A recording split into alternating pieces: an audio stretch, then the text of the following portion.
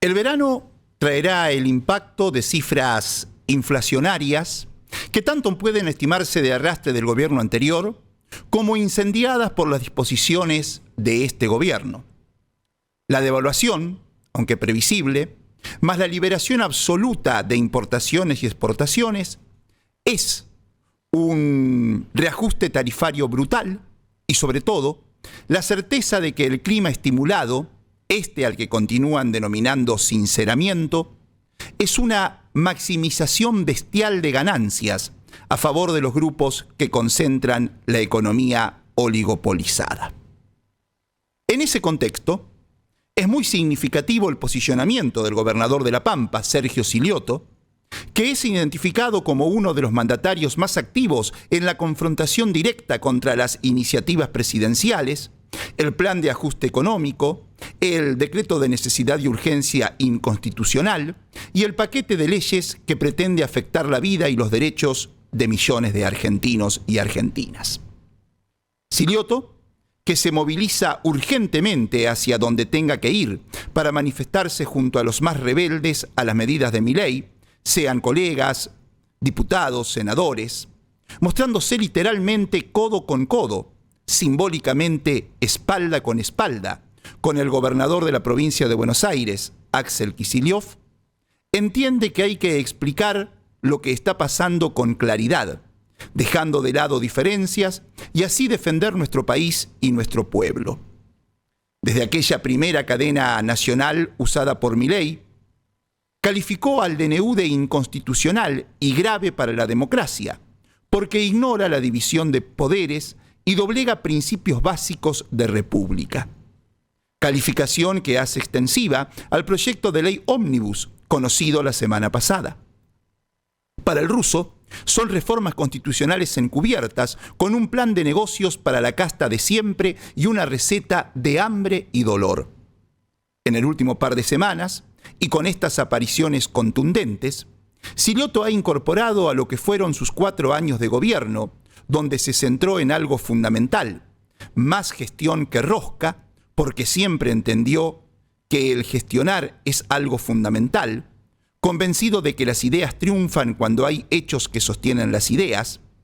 A eso decía, ahora sí Silioto está convencido de que es el momento en el cual sume la discusión de contenidos. Silioto está convencido de esa pretensión que decíamos de barrer con todo que tiene Milei, pero particularmente sabe que bajo la sentencia de no hay plata, el loco de la motosierra intenta el desfinanciamiento de las provincias con otra de sus máximas. Para lograr un comportamiento benigno de las estructuras políticas provinciales, dice, las capacidades de gasto deben quedar limitadas a las capacidades de cobrar sus propios impuestos. Y dispone que el impuesto inmobiliario y el impuesto automotor continúen siendo facultad exclusiva de provincias y municipios, y que el impuesto de sellos provincial sea derogado o tenga una tasa máxima sustancialmente menor a la actual. Le quitará Milei a las provincias la facultad de gravar ingresos brutos y sellos, dejándole solamente la cobranza de los impuestos inmobiliario y vehículos, que representan solo el 15 o el 16% de lo que representan los otros 2 impuestos. Por todo eso, y porque sostiene que si el gobierno nacional lograse solo el 20 o el 30% de los recortes que propone, el daño y la convulsión social serían enormes, en la última reunión del año del Consejo Asesor de ICOMEX, reveló la necesidad de atender prioritariamente la salud, la educación, la seguridad y la alimentación de los sectores vulnerables. Esos serán los destinos de los recursos provinciales que se verán disminuidos por el estancamiento de la obra pública al tener que sacrificarse nuevos proyectos que no se podrán llevar a cabo y limitarse a la construcción y mantenimiento de obras de infraestructura de naturaleza local. Y, fundamentalmente,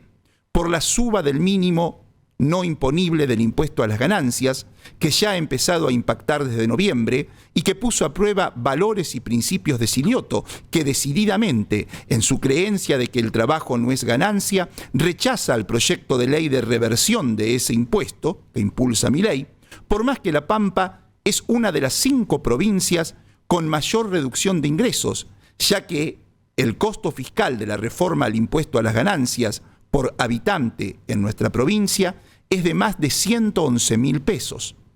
Tengamos en cuenta que en la mayoría de las provincias los problemas financieros subsisten y lo necesitan para solventar el pago de sueldos.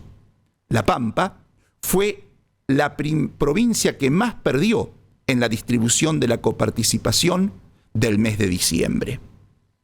En los primeros 4 años de la gestión Silioto, su modelo de producción y trabajo posibilitó que la provincia creciera un 9% su economía, subiera la actividad económica y bajara un 50% el desempleo, creándose desde la salida de la pandemia 5.400 trabajos registrados, para lo que destacó el rol del Estado presente. Pero de cara a lo que viene, dijo ser muy escéptico, casi pesimista, por el contexto distinto, en cuanto a si se va a poder mantener ese nivel de crecimiento e incluso respecto a que el Estado pueda mantener el nivel de asistencia e intervención. Dato importante para que la intersindical lo tenga en cuenta cuando la semana que viene se reúna con el gobernador para monitorear cómo está la cosa y cómo seguir. En línea con esa actitud se manifestó la intendenta de Pico, Fernanda Alonso, que se sumó a más de 500 jefes comunales de todo el país que entienden que el decreto de necesidad y urgencia de Milei es un avasallamiento a los espacios institucionales, va en detrimento de muchas trabajadoras y trabajadores de distintos sectores, sabiendo de sus particularidades en cada una de las localidades y provincias a las que pertenecen, según sostiene el documento de la Federación Argentina de Municipios, donde la piquense es parte de su mesa ejecutiva. Es necesario llevar adelante los mecanismos judiciales para detener este atropello, claman los intendentes. A propósito, genera optimismo que la Corte Suprema de Justicia haya formado un incidente para tramitar la medida cautelar que presentó el gobernador de La Rioja con el asesoramiento de Eugenio Zaffaroni, pidiendo una acción declarativa de certeza para que determine si es constitucional o no el DNU. Al día siguiente de esa presentación, la Corte se expidió dándole un mes al Congreso para que dé vía libre o haga caer el DNU. Esa rapidez y profesionalidad de la Corte Suprema de Justicia es envidiable comparándola con la justicia provincial, que al fin reaccionó para sacarse de encima a las 2 juezas de la Cámara de Apelaciones en lo civil, comercial, laboral y de minería de Santa Rosa, a las que se les vencieron los plazos de sentencias en más de 30 causas, la mayoría de ellas relacionadas a indemnizaciones y juicios laborales varios. La desidia y el desinterés de las juezas Laura Beatriz Torres, con causas con plazos vencidos de hasta 1 año y medio, y Adriana Gómez Luna, con causas con plazos vencidos de hasta 3 años, y que ya fuera denunciada mediáticamente, al fin parece que tendrá consecuencias para ellas. El Superior Tribunal de Justicia ha decidido sumariarlas administrativamente. Lo hicieron porque la situación era ya totalmente insostenible y se seguían sumando ciudadanas y ciudadanos que penan por sentencias que no salían. Claro que los miembros del Superior Tribunal de Justicia, antes de sumariarlas, les permitieron a ambas hacer sendos viajecitos, una de ellas al Machu Picchu, mientras seguían cobrando sus suculentos sueldos. Y a propósito de eso, una de estas juezas tuvo el caradurismo de enviarle una nota al gobernador reprochándole que haya dispuesto que como funcionaria